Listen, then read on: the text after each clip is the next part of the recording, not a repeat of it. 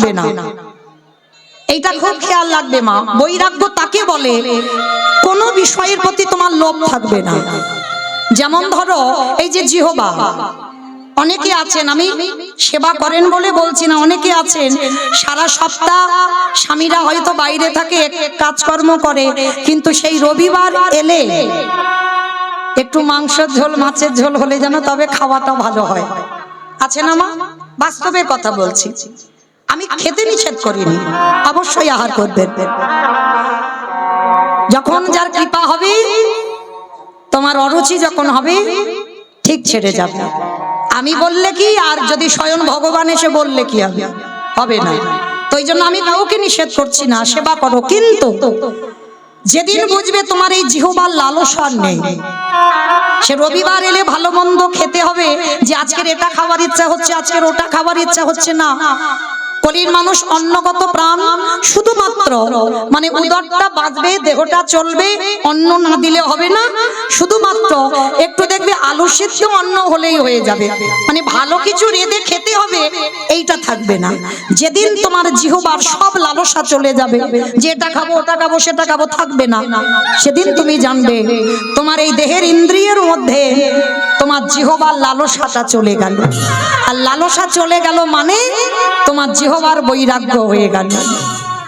যেদিন তোমার কান কোনো আজে বাজে কথা শুনবে না, হাজার লোক হাজার কথা বলে বেড়ায়, কত কটু কথা রটে বেড়ায়, সেদিকে তোমার কান যাবে না। কারণ তোমার কান থাকবে সেই যে ভগবানের নাম কীর্তনের দিকে। যেদিন তোমার কান কোনো আজে বাজে গান শুনবে না, আজে বাজে কথা নেবে না, সেদিন জানবে তোমার কানের বৈরাগ্য হয়ে গেল।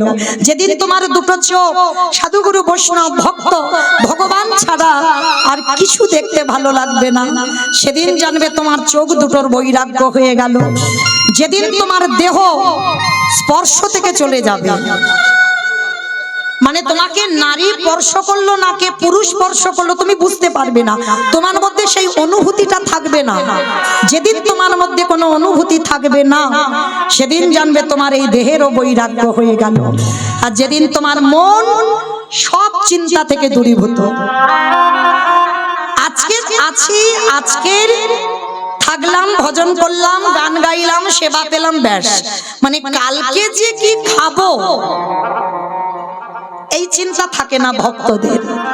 আর যারা ভক্ত হয়েছ, আমার ছেলের ভবিষ্যৎ কি হবে, আমার ছেলের জন্য একটু গুছিয়ে যেতে হবে, এগুলো নয়।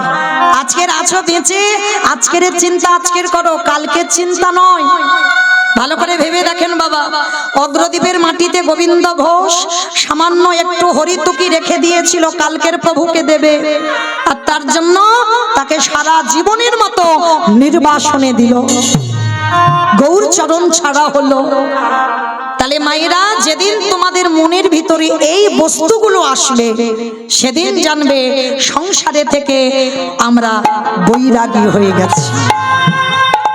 তো আজকে এই রঘুনাথ দাস জন্ম নিয়েছিল কোথায়? হুগলি জেলায় আদি সপ্তগ্রাম। ভালো করে মনে রেখো মা, এই হুগলি জেলায় শুধু বাবা তারকেশ্বরের মন্দির নয়, হুগলি জেলায় অবিরাম ঠাকুরের শ্রীপাঠ নয়, এই হুগলি জেলায় 16 গোস্বামীর মধ্যে এক গোস্বামী রঘুনাথ দাস গোস্বামীর জন্ম হয়েছিল। বাবা ছিল গোবর্ধন দাস, জ্যাঠামশাই ছিল হিরণ্য দাস। তা এই বাবা জ্যাঠা দুজন, এদের এমন জুটি ছিল মা, ঠিক রামের কথা বললে যেমন লক্ষণের কথা এসে যায়, এই যেমন রাম লক্ষণ ভরত শত্রুঘ্ন, দেখবে কেউ যদি মুখস্থ নাও করে, রামের পরে কিন্তু লক্ষণ এসে যায়, যদি কেউ নাও মনে রাখে এসে যাবে। কেন? ওদের ভাইয়ে ভাবি জুটিটা এইরকম ছিল। তো যাই হোক, এই হিরণ্য দাস আর গোবর্ধন দাস এরা ছিল দুই ভাই। আর এদের দুই ভাইয়ের, হিরণ্য দাস সংসার করেনি, গোবর্ধন দাসের সংসারে এই রঘুনাথ দাস জন্ম নিয়েছিল। কিন্তু জানো মা, রঘুনাথ অনেক সাধনার সন্তান, বহু বছর গোবর্ধন দাসের সন্তান ছিল না। অনেকে আছে না মা, একটা সন্তানের জন্য 7 ঠাকুরের কাছে মানত করে, করে কি না? আমি হরিবাসরে দাঁড়িয়ে একটা জায়গার নাম বলে যাব। আমার বিশ্বাস যদি তোমার ভজন সাধন সঠিক হয়, একনিষ্ঠ ভাবে যদি তাকে ডাকতে পারো, একটা জায়গায় গেলে তুমি সন্তান কোলে পাবে। জায়গাটা হলো উত্তরপ্রদেশ, রাধা কুণ্ডের তীর, বৃন্দাবন। যদি সন্তানের জন্য 7 ঠাকুরের কাছে কেঁদেও যদি সন্তান না পাও, আমার বিশ্বাস হরিবাসরে দাঁড়িয়ে আমি গ্যারান্টি দিলাম চলে যাবে রাধা কুণ্ডের তীরে। আর রাধা কুণ্ডের তীরে বাবা প্রতি বৎসর স্নান যোগ হয়। ওই স্নান যোগে স্নান করে রাধারানীর কাছে আঁচলটা পেতে আরতি জানাবেন, রাধে তুমি যদি করুণাময়ী হও, তুমি যদি কৃপাময়ী হও, তুমি যদি আমার প্রেমময়ী হও, শুধুমাত্র আমার জন্য নয়, আমার বংশে রাধে তোমার সেবা করবার জন্য আমার বংশে একটা প্রদীপ পাঠিও। এইভাবে যদি কেউ ভিখারির মতো আঁচল পেতে আমার রাধারানীর কাছে চাইতে পারে, আসবেই আসবে বাবা, তার কোল আলো কোলে আমার প্রাণ গোবিন্দ কাউকে পাঠাবে, বিশ্বাস। তো এই রঘুনাথ দাস, এনারই জন্ম হয়েছিল আমার রাধারানীর কাছে রাধাকুণ্ডের তীরে গিয়ে মানত করে। কিন্তু মায়েরা, রাধারানীর পাঠানো সন্তান, সে সন্তান কেমন হবে মা? এই জড় জগতের মতো সন্তান হবে কি গো মা? আমরা তো চাইতে জানি না গো। বললে হবে এখনকার সমাজে একটা নেতাজি হয় না কেন, একটা বিবেকানন্দ হয় না কেন, একটা রবীন্দ্রনাথ হয় না কেন? কারণ আমরা তো চাইতে জানি না। আমি আমার মায়েদের কথা বলছি, আমিও একটা নারী। আমরা কোনোদিন স্বামীর কাছে চেয়েছি, স্বামী আমার একটা কৃষ্ণ বলা সন্তান দাও? বারের জ্ঞান নেই, সময়ের জ্ঞান নেই, তিথির জ্ঞান নেই, কোনো কিছুর জ্ঞান নেই, জানি না বাবা কি করে সাধনা করে স্বামীর কাছে পুত্র সন্তান চাইব। তাহলে তুমি চাইতে তো আগে শিখবে, তারপরে তো তুমি একটা কৃষ্ণ ভক্ত সন্তানের মা হবে। আর তুমি যদি সারা জীবন চাইতে না শিখলে, তাহলে তুমি কি করে একটা ভক্তের মা হবে? এইগুলো শেখাতে হয়, এগুলো জানতে হয়। যদি বলেন বাবা এটা আমার কথা নয়, আমি বলছি না, আমার একটা কথা বিশ্বাস করতে হবে না, কিন্তু গ্রন্থ জানো, কশ্যপ মুনি নামে এক মুনি ছিল, ভালো করে শুনবেন। এই কশ্যপ মুনি 17টা স্ত্রী ছিল, একটা নয় দুটো নয়, 17টা স্ত্রী। আর 17টা স্ত্রীর মধ্যে মাত্র 4টি ছিল পাডরানী, দিতি, অদিতি, কদ্রু, বিনতা। ভালো করে শুনে নাও মা, কেন আমরা ভালো ছেলের মা হতে পারি না? কেন আমাদের ছেলেগুলো অসৎ হয়? কেন ছেলেগুলো অসৎ পথে যায়? শুনে নাও। তো এই 4 জন রানী, দিতি, অদিতি, কদ্রু, বিনতা, 4 জন রানীকে রেখে কশ্যপ মুনি তপস্যায় গিয়েছিল 12 বৎসর। আর 12 বৎসর যখন তপস্যা করছিল, 4টে রানী ঘরে বসে বসে কান্নাকাটি বাঁধিয়ে দিয়েছে। কেন কাঁদছে? দেখবেন মা, একটা নারী জীবনে যদি সব সুখ থাকে, যদি একটা সুখ না থাকে, সে সারা জীবন কাঁদে। বলো তো কি? মোবাইল, সন্তানের সুখ, এটা লাগে না। ও তুমি রাজরানী করে রাখলেও জনম দুঃখী মাকে কাঁদতে হয়। ভালো করে বিচার করে দেখেন মা, কশ্যপ মুনি ফিরে এসে 4 জন রানীকে ডেকেছে, বড় রানী, মেজ রানী, সেজ রানী, ছোট রানী, এদিকে এসো। কি হয়েছে তোমাদের? টাকা পয়সা ঘর বাড়ির কিছু অভাব রাখিনি, 4 জনে কাঁদছো কেন বসে বসে? তোমরা জানো, তোমরা যদি কাঁদো আমার 12 বছর তপস্যা বিফল হয়ে যাচ্ছে। স্বামী, আমরা এমনি এমনি কাঁদছি না, আমরা 4 জনের সন্তানের মা হতে চাই। বাহ, এই আশা। ঠিক আছে যাও, তবে শোনো, আমি তো যোগী পুরুষ, আমি সাধক, আমি কারোর ঔরসজাত সন্তান দিতে পারবো না। আমার আশীর্বাদে তোমরা 4 জনে মা হবে। চারজন স্নান করে এসেছে। প্রথমে বড় রানীকে ডেকেছে, বড় রানী ছিল অদিতি। ডাক দিয়েছে, বড় রানী এদিকে এসো, বলো তুমি কেমন সন্তান চাও।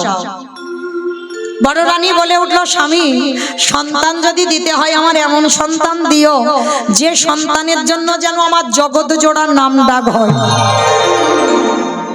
যেই না বলেছে জগৎ জোড়ার নাম ডাক হয়, সঙ্গে সঙ্গে কশ্যপ মুনি মাথায় হাত দিয়ে বলল, তথাস্তু।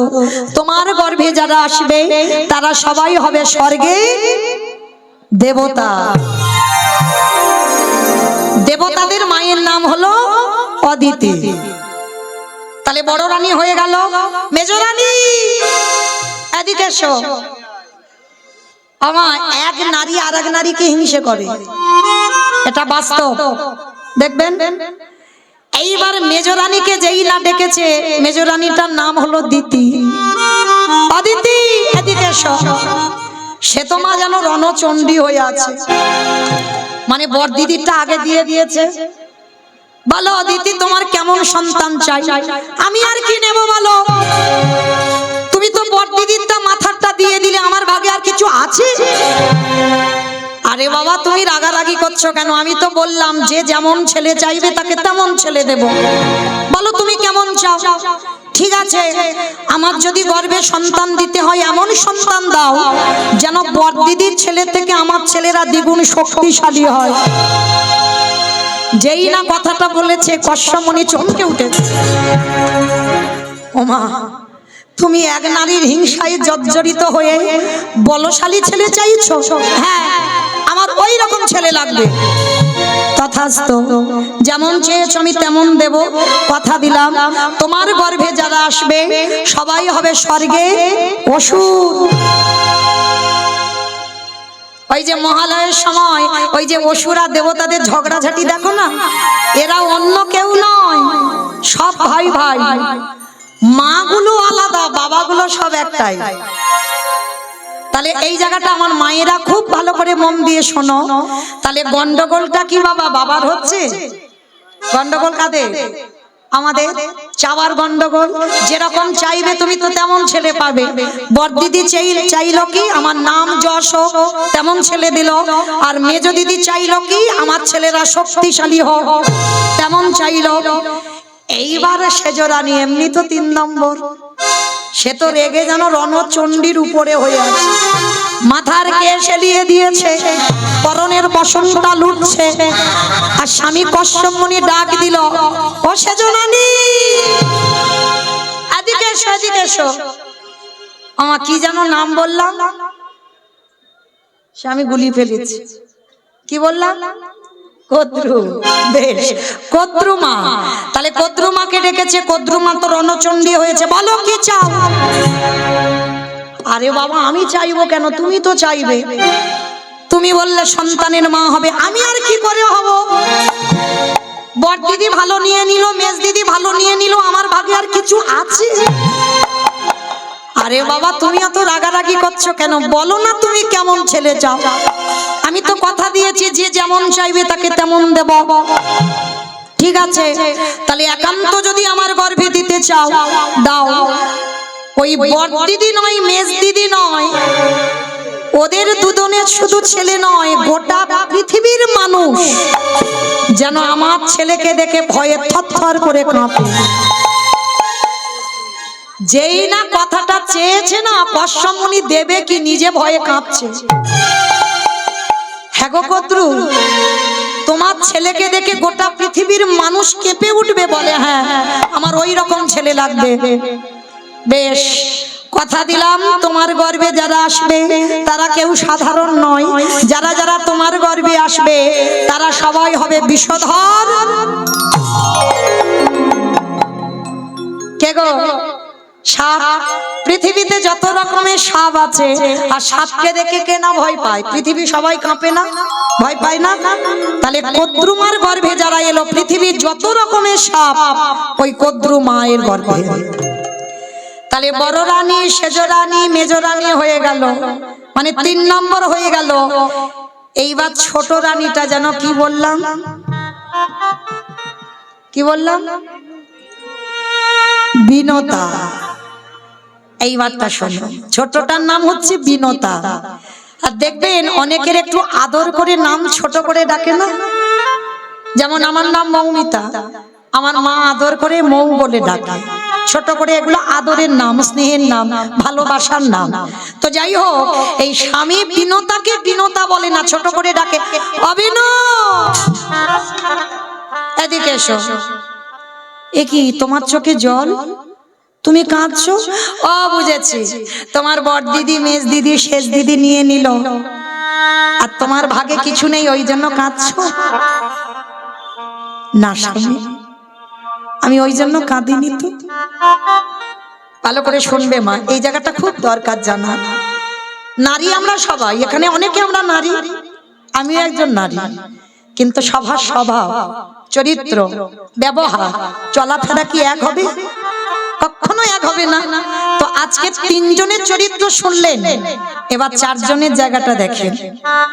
স্বামী ডাক দিয়েছে, অবিন আমার কাছে এসো।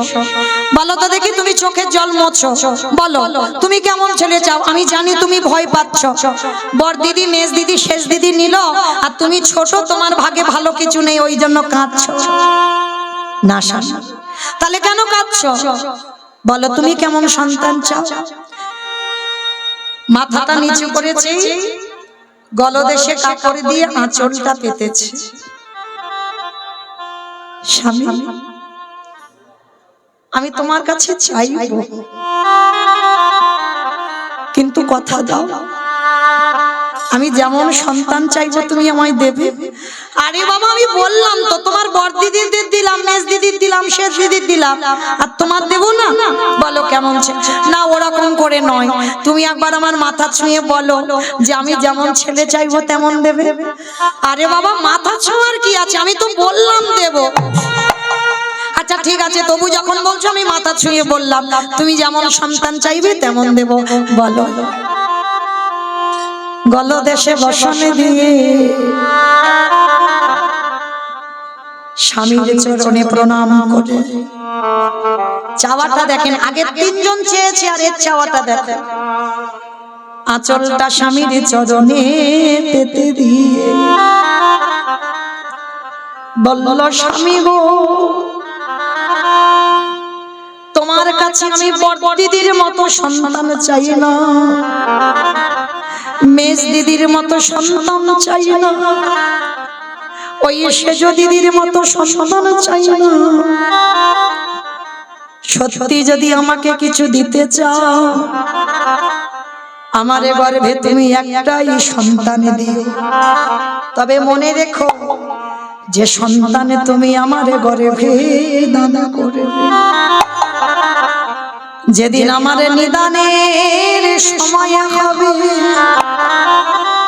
যেদিন আমার চাচা জানা বাসির দুনিয়া নিয়ে যাবে, তুমি এমন সন্তান আমার গর্ভে দান করো, সে যেন কৃষ্ণ কৃষ্ণ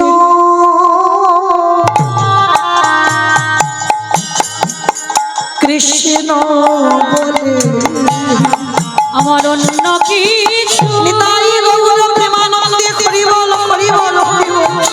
ও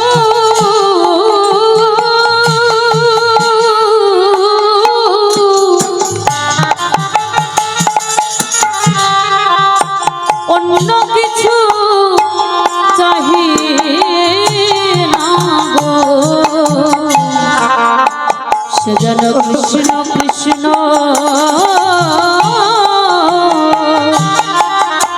কৃষ্ণ। কশ্যপমুনি বিনুতাকে বুকে ধরে বলল, বিনু গো, তুমি আমার বউ নও, তুমি আমার স্ত্রীও নও, তুমি হলো আমার সাধন ভজনের অর্ধাঙ্গিনী, তুমি হলে আমার সহধর্মিণী, তোমার মতো যেন বধূ আমি জনমে জনমে পাই। শোনো, তোমার গর্ভে আমি বেশি নই, তোমার গর্ভে আমি দুটো ছেলে দিলাম, একটা সন্তান হবে অরুণ পাখি, যেটা যেটা হবে বাবা সূর্যদেবের বাহন অরুণ পাখি, আর আর একটা সন্তান হয়েছিল গরুড় পাখি। আশীর্বাদ দিয়ে দিলাম তোমার ছেলে শুধু কৃষ্ণ ভক্ত হবে না, ও যে নারায়ণকে কাঁধে কাঁধে নিয়ে বেড়াবে।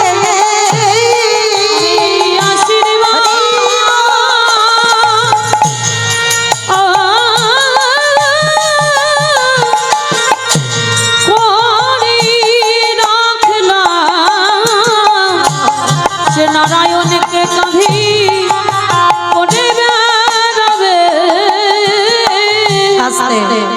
তাহলে যারা যারা মা শুনলেন মন প্রাণ দিয়ে, সত্যি করে বলো তো 10 মাসটা ছেলের কি দরকার আছে? একটা ছেলে যদি ছেলের মতো ছেলে হয়, তবে এই কৃষ্ণ ভক্ত জগতে বড় দুর্লভ। ভগবানের কাছে প্রার্থনা করবে যেন আমার কৃষ্ণ বলা পাখি হয়।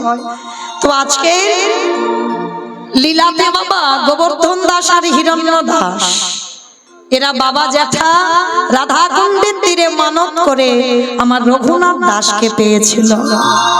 কিন্তু জানো মা, রঘুনাথ ছোটবেলা থেকে বৈরাগ্য ভাব, সর্বদা কৃষ্ণ নামে ভেসে থাকে।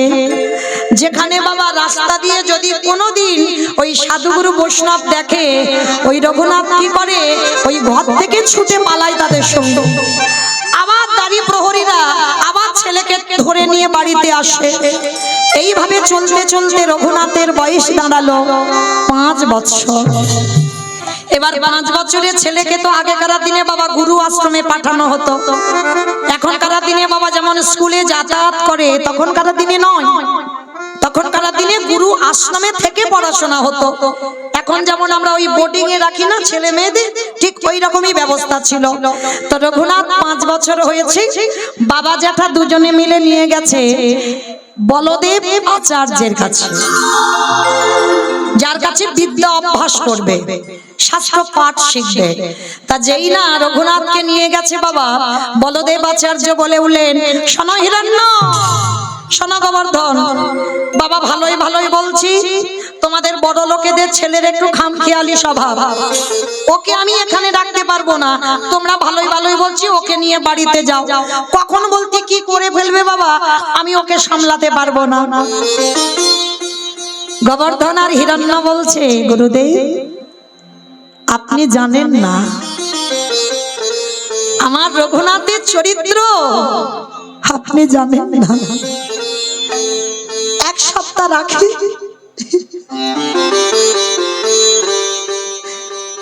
1 সপ্তাহ রাখলে বুঝতে পারবে আমার রঘুনাথ কেমন ছেলে। তবে শোনো বাবু, 1 সপ্তাহকে আমি রাখবো, কিন্তু তারপরে যদি দেখি ও ছেলে বেয়ারা ছেলে, বেয়াদব, কথাবার্তা শোনে না, আমি কিন্তু তোমার বাড়িতে রেখে আসবো। বলে ঠিক আছে। অমাইরা রঘুনাথকে আশ্রমে রেখে এলো বলদেব আচার্যের চরণে। আর বলদেব আচার্য ভাগবত পাঠ করে। আর শুধু তো ওই রঘুনাথ একা নয়, রঘুনাথের বয়সী আরো ছেলেরা আছে পাঠশালায়, সবাই ভাগবত আসরে বসেছে আর গুরুদেব পাঠ করছে। অমাইরা সমস্ত পড়ুয়ারা পিছনে বসে কত গল্প গুজব করছে, কত হাসি ঠাট্টা খেলাধুলা করছে। আর ওই ছোট্ট রঘুনাথ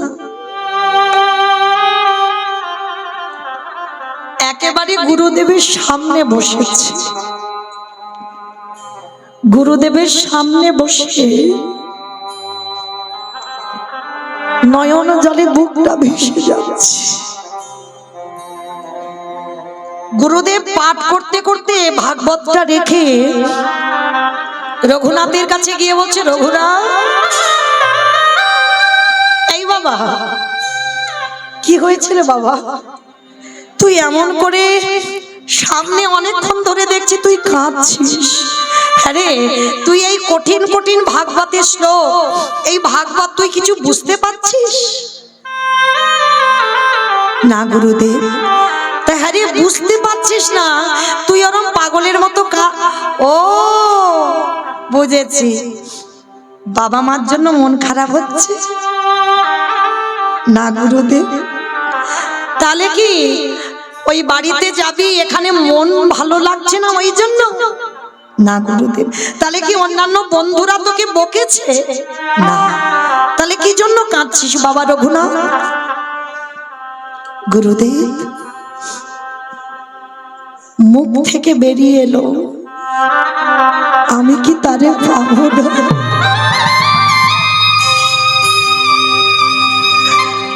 বলো না গুরুদেব, আমি কি তারে পাবো না?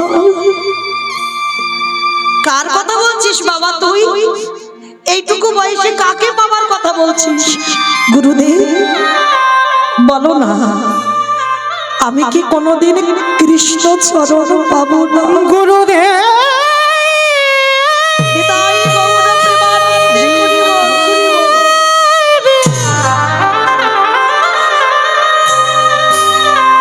আমি কোথায়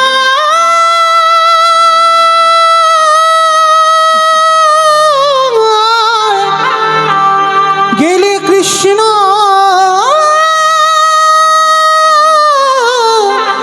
পাবো? গুরুদেব রঘুনাথকে বুকে জড়িয়ে ধরে বলল, রঘুনাথ, রঘুনাথ, এইটুকু বয়সে তুই কৃষ্ণ পাওয়ার জন্য কাঁদছিস? ধন্য আমি গুরুদেব, আমি তোর মাথায় হাত দিয়ে আশীর্বাদ দিলাম বাবা, তোর ঘরে কৃষ্ণ কৃপা হোক। আমি বললাম তুই কৃষ্ণ চরণ পাবি। পড়াশোনা শেষ করে বাড়িতে ফিরল রঘুনাথ, কিন্তু বাড়িতে ফিরলে কি হবে মা? পোশাক কি জানো? জমিদারের ছেলে। আহার কি করে জানো না? যারা ভক্তির পদ অবলম্বন করে বাবা, তাদের নিদ্রা অল্প, আহারও অল্প। 24 ঘন্টায় একবার রঘুনাথ আহার করে। খিদে থাকে না তার, সর্বদা একটাই খিদে, মা আমি কি কৃষ্ণ চরণ পাবো না? কৃষ্ণ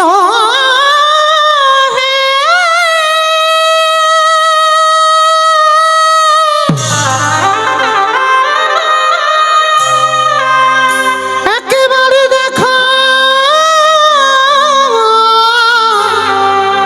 দেখো রে, আমি কি তারে পাবো না? দেখা দে কৃষ্ণ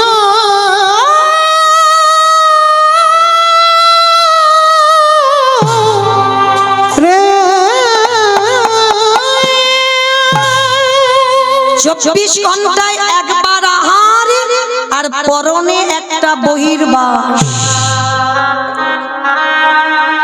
জমিদারের ছেলে, যে যার বাবা জ্যাঠার মাসে 12 লক্ষ স্বর্ণ মুদ্রা আয়, শুধু নবাবকে কর দিত 8 লক্ষ স্বর্ণ মুদ্রা।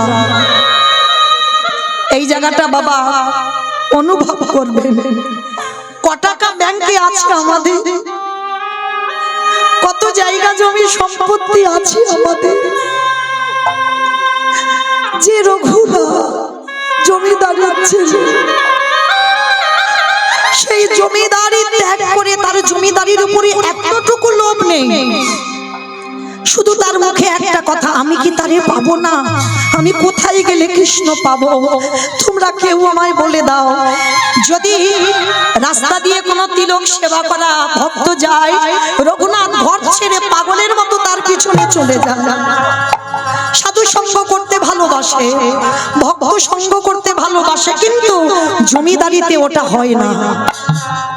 দাঁড়িরা প্রহরীরা রঘুনাথকে ধরে আনে। তা রঘুনাথ যখন একটু বড় হয়েছে, হিরণ্য দাস গোবর্ধন দাস রেগে গেল। অপদার্থ, এত করে বলি, এত করে বকি, তবু ছেলে শোনে না। সারাদিন না কৃষ্ণ কোথায়, কৃষ্ণ কোথায়। ও ছেলেকে বন্দি করতে হবে। এই প্রহরী যা ওই ছেলেকে কারাগারে বন্দি কর। আগেকার দিনে জমিদার যেমন প্রহ্লাদের বাবা হিরণ্যকশিপুর প্রহ্লাদকে কারাগারে 3 রাত বন্দি করে রেখেছিল। আদেশ দিল ওকে কারাগারে বন্দি কর, বাইরে থেকে শিকল তুলে দিবি আর ওর হাতে পায়ে দড়ি বেঁধে দে, যেন কোথাও আর যেতে না পারে। রাধে, যে একবার কৃষ্ণ ভালোবাসে তাকে কি বাহ্যিক জগতে দড়ি দিয়ে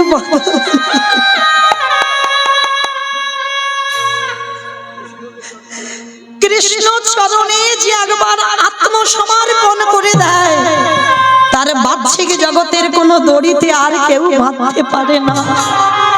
রঘুনাথকে যখন দড়ি দিয়ে বেঁধে দিল না, রঘুনাথ হেসে উঠল।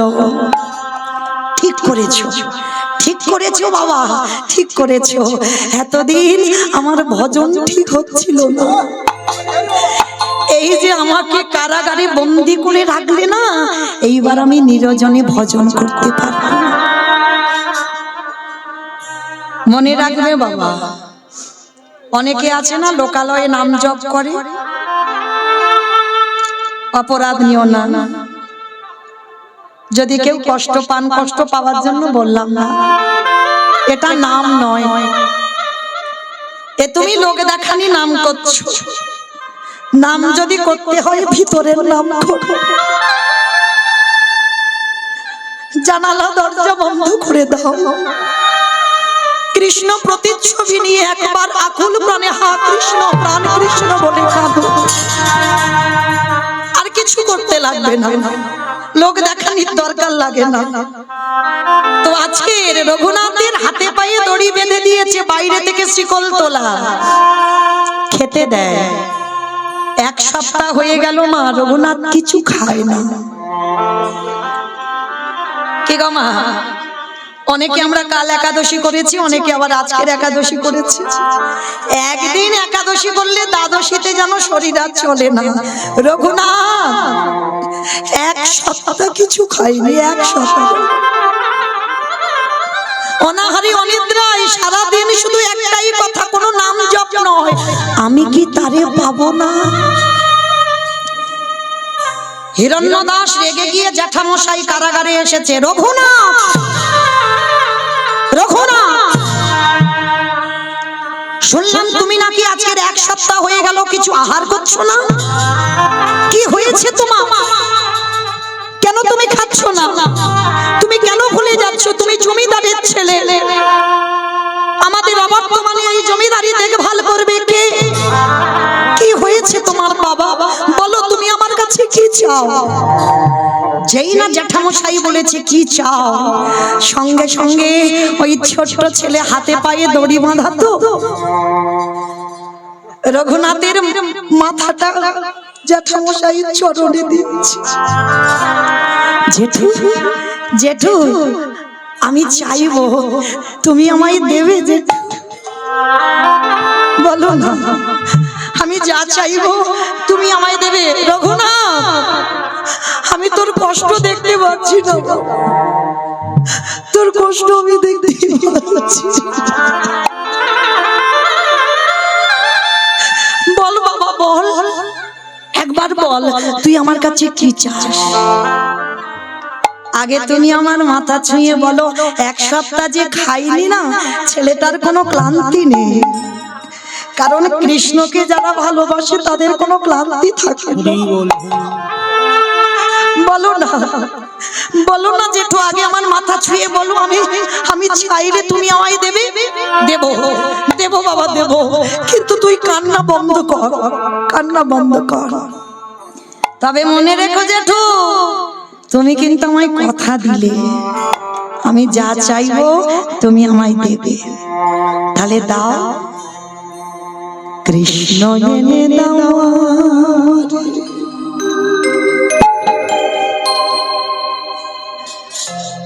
কৃষ্ণ এনে দাও,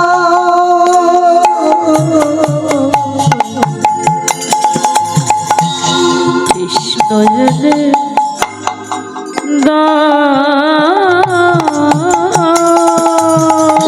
দামরি কৃষ্ণ এনে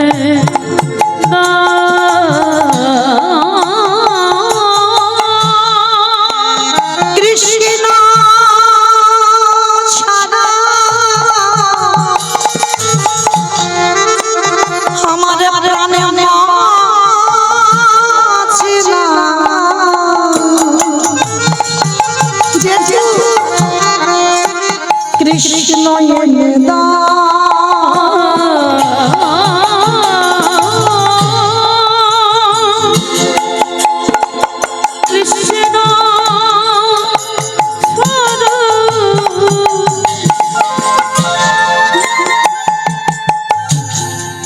আমার প্রাণে বাঁচে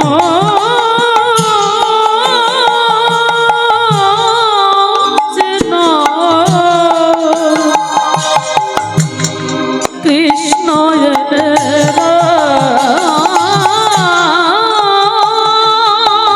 এরা কেউ বোঝে না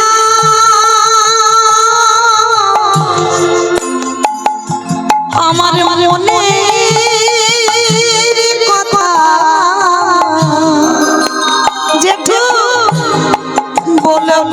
আমি তারে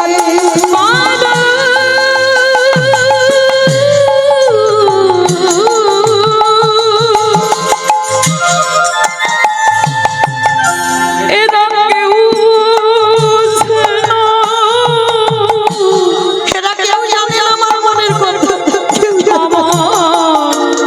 মনে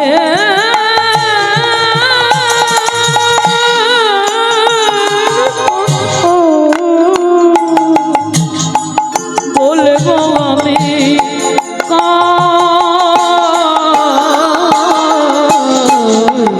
কৃষ্ণ এনে দাও আমারে কৃষ্ণ এনে দাও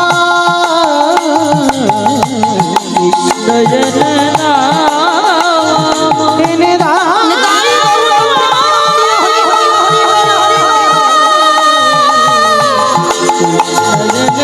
কৃষ্ণ এনে দাও কৃষ্ণ এনে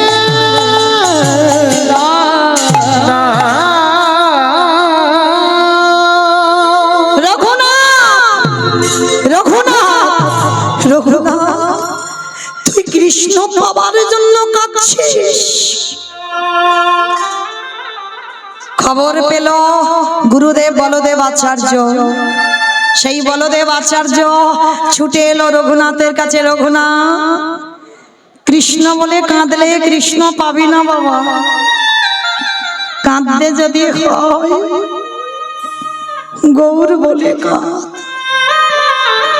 কারণ রাধা কৃষ্ণ একাত্মা দুই দেহ ধরি অনন্য বিলাসীর শাশ্বতন করি এই দুই ভাবিবে চৈতন্য গোসাই ভাব রসাস্বাদিতে দোহে একোটা কৃষ্ণ বলে কাঁদলে কৃষ্ণ পাবি না কারণ সেই রাধা কৃষ্ণ একাত্মা হয়ে কলিতে গৌর হয়েছে গৌর বলে কাঁদ গুরুদেব গৌর বলে কাঁদবো কোথায় পাবো গৌর চলে যা নদীয়ার নদীতে কথাটা শোনার সঙ্গে বাবা জ্যাঠাকে সঙ্গে নিয়ে রঘুনাথ নবদ্বীপে গেল কেমন ভাগ্য দেখো নবদ্বীপে গিয়ে রঘুনাথ খবর পেল আমার নিমাই 24 বছর বয়সে সন্ন্যাস নিল আভাগা যেদিকে যায় সাগর শুকায় যায় এতদিন কৃষ্ণ বলে কেঁদেছিল কৃষ্ণ তো পেলই না যখন জানলো সেই কৃষ্ণ গৌরকে পাবার জন্য নদিয়ায় গেল আর গিয়ে দেখলো নিমাই 24 বছর বয়সে সন্ন্যাস ফিরে এলো বাবা জ্যাঠার সঙ্গে কিছুদিন পর খবর পেল শান্তিপুরে অদ্বৈত আচার্যের ঘরে আমার নিমাই এসেছে আর তখনকার দিনে এরা তো নবাব ছিল রাজরাজা এদের কানে আগে খবরটা যেত যখন গোবর্ধন আর হিরণ্য খবর পেল যে যে নিমাই ফিরেছে শান্তিপুরী অদ্বৈত আচার্যের ঘরে, সঙ্গে সঙ্গে বাবা ওই ছেলে রঘুনাথের হাতটা ধরে ছুটে গেল শান্তিপুরে। প্রভু আমার নর্তন কীর্তনে বিভোর, রসে তনু ঢর ঢর গৌর কিশোর বদ, রসে তনু ঢর ঢর গৌর কিশোর বদ, রসে তনু ঢর আমার গোড়ারি হে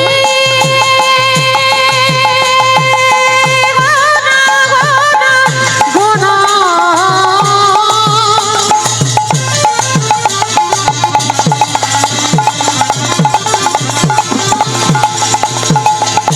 আমার গোড়া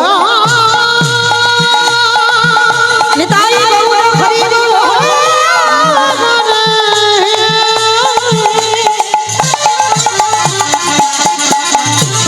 আমারে গোনা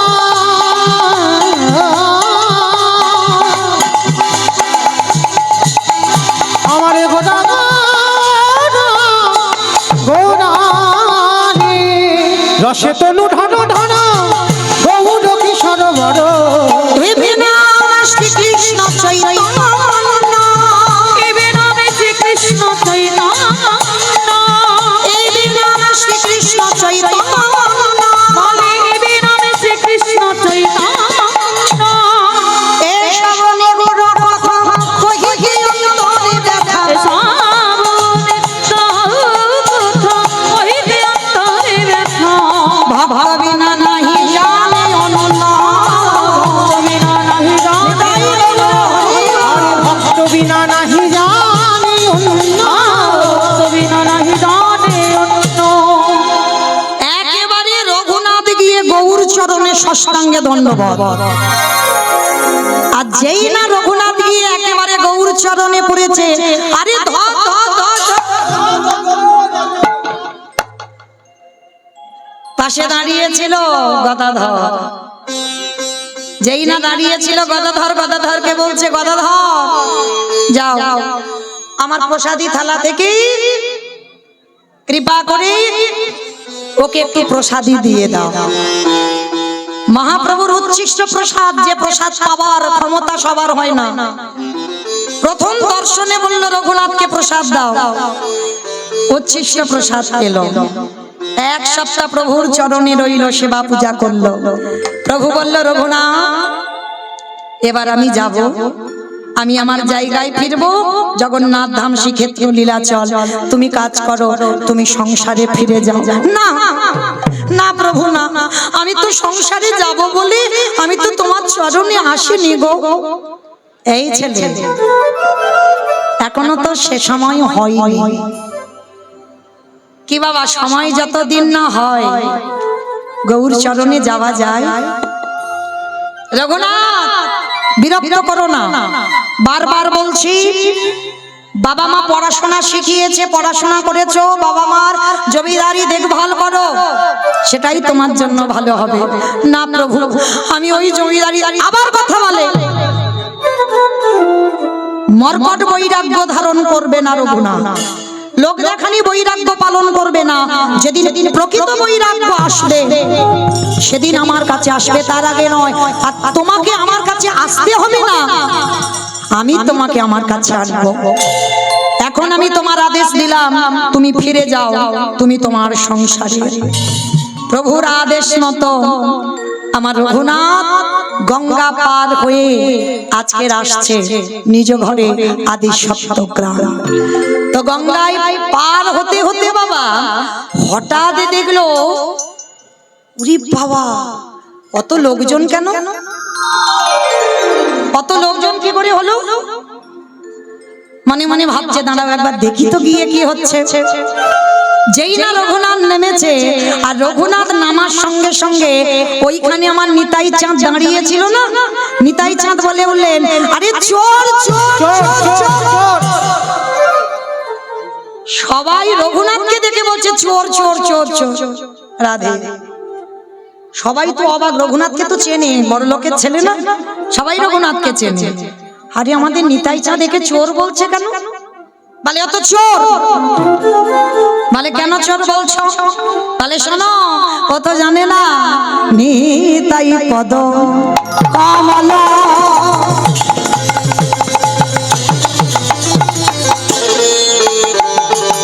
অগ কোটি চন্দ্র সুশীতল অগণিতাই পদ কমল কোটি চন্দ্র সুচিরল যে ছায়া জগত জুড়া ছায়া রে ছায়া জগত জুড়া বলি হেন নিতাই পীরে রে ভাই রাধা কৃষ্ণ আইতে না ধনরে নাই বিনে রে ভাই রাধা কৃষ্ণ আইতে নাই ভগবতীর করি ভজ নিতাইয়ের পাই তোমরা দৃঢ় করে ধরনে তায়ের পা বলি ভজ ভজ আমার নিতাই ভজ অগণিতাই ভজিলি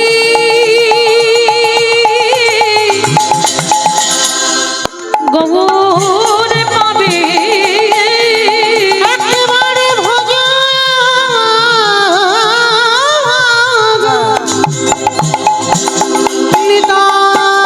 নিতাই ভজ বলি গোগুরে ভজলে ব্রজে যাবে ভজ ভজনিতাই ভজ বলি ব্রজে গেলে যুগল সেবা করিবে ভজ ভজনিতাই ভজ যুগল সেবা করিবে ভজনিতাই ভজ রাই রঘুনাথ হরি হরি নিতাই ভজ ভজ ভজ নিতাই ভজ আসলে আজকে সেই যে নিতাই চাঁদ বলছে ও চোর বলে কেন আগে নিতাই না ভোজে আগে গৌর চরণে গেছে তাহলে চোর নয় ওই জন্য ওকে দণ্ড দেওয়া হবে জায়গাটা কি হলো জায়গাটার নাম হলো মা পানিহাটি এই পানিহাটি নাম শোনেননি অনেকে যেখানে চিরা দধির মহোৎসব হয় এই দণ্ডটা কে দিয়েছিল আমার নিতাই চাঁদ আমার রঘুনাথ দাস গোস্বামীকে দিয়েছিল কেন এই যে আগে আমার নিতাই না ভোজে আগে গৌর চরণে গেছে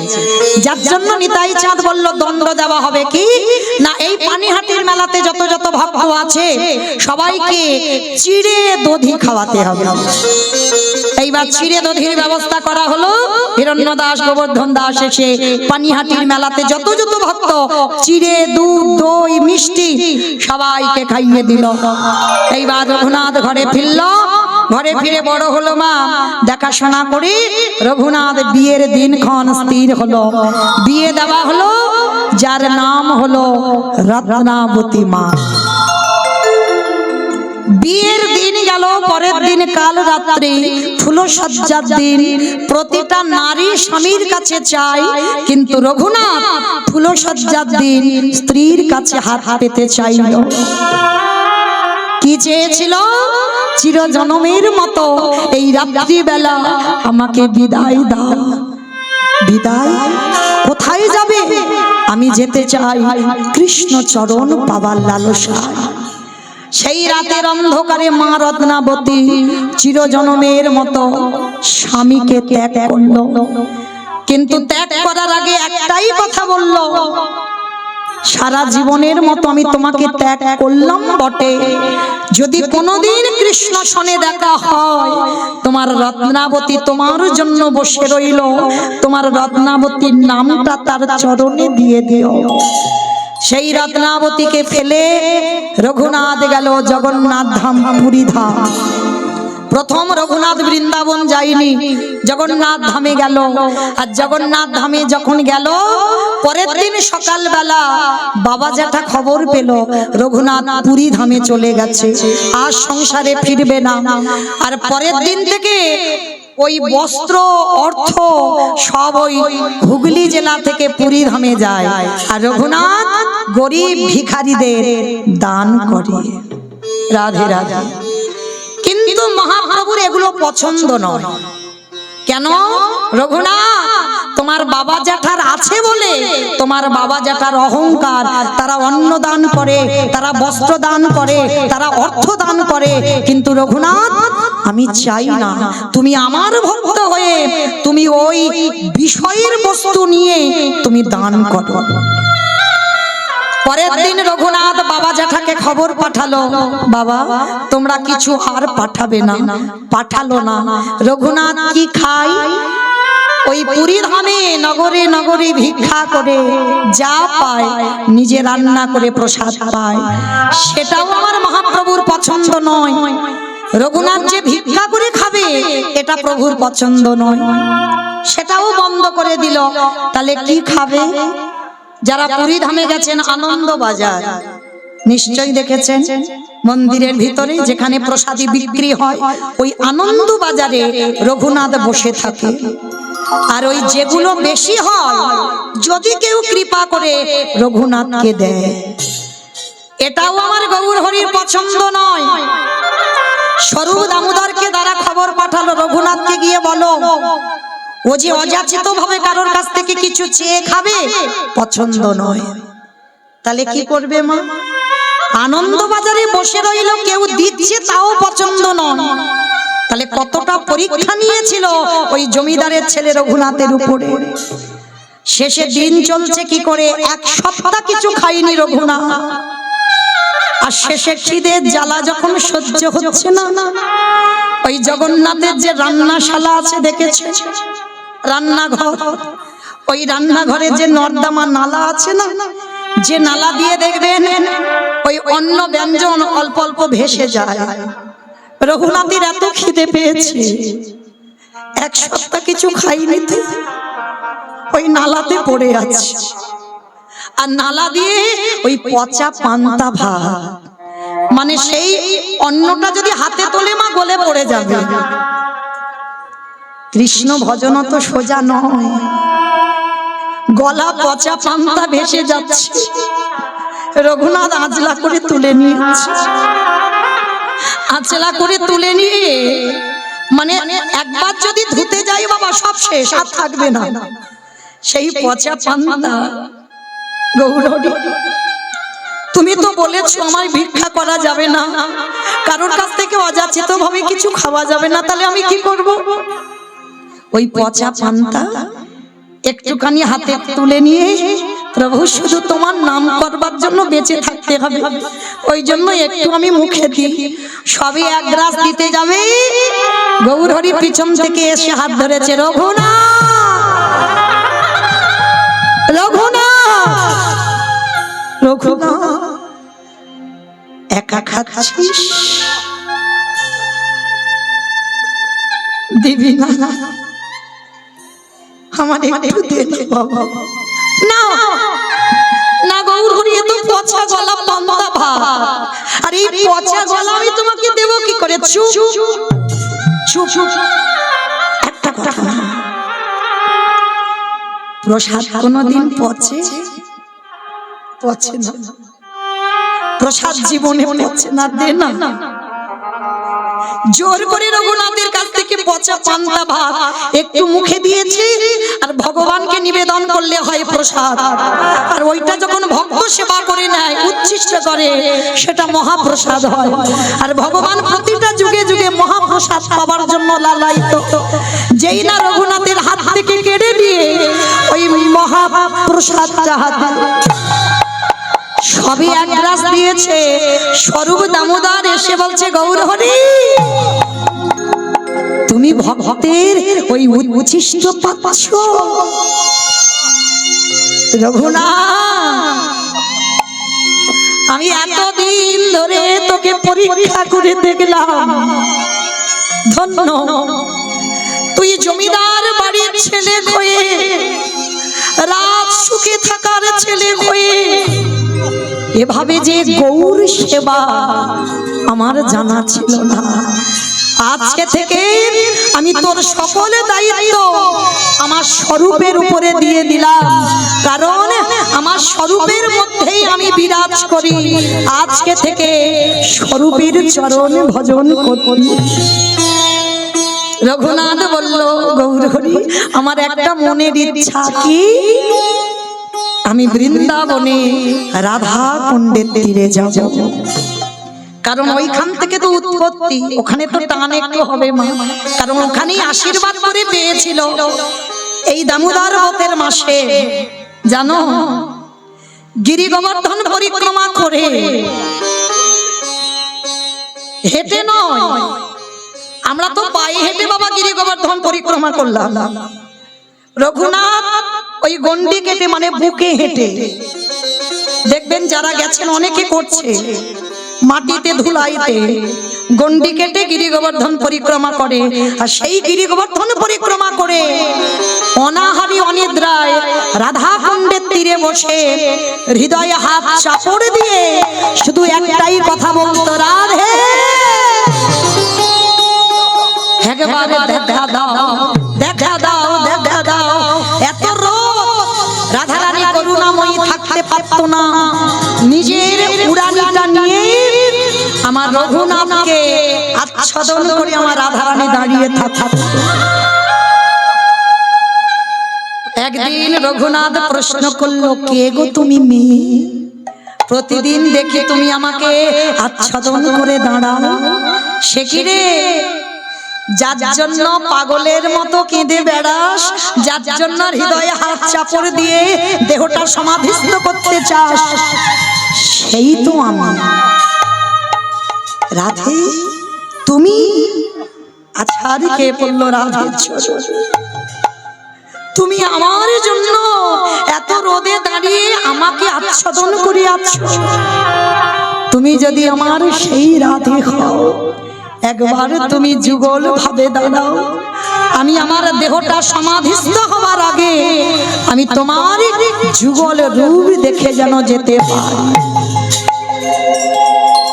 যেই না আকুল প্রাণে রাধে বলে ডাকলো, আর আমার গোবিন্দকে নিয়ে রাধা রানী আজকের দাঁড়িয়েছে আমার ভক্ত রঘুনাথের সামনে। রঘুনাথ দেখে বলে উঠল, রাধে দেখো আজকে তোমার ভক্তের জন্য আমি এসেছি। আর এসে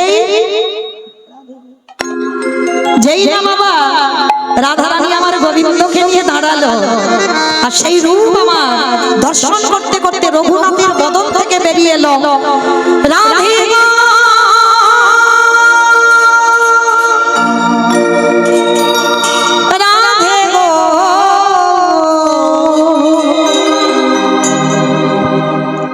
একবারে দেখা দাও, রাধে একবারে দেখা দাও। ও রাধে গো,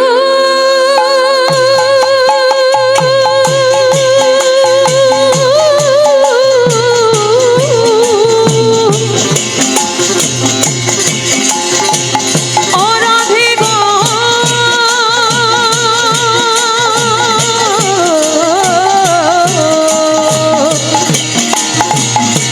রাধে গো,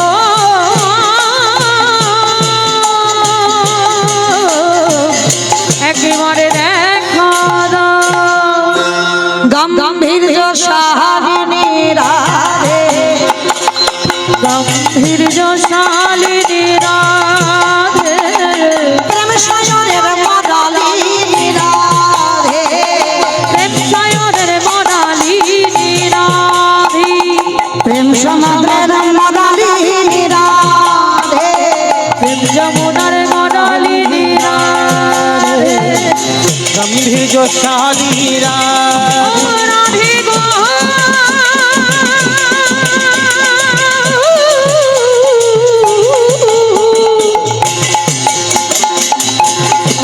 ও রাধে গো,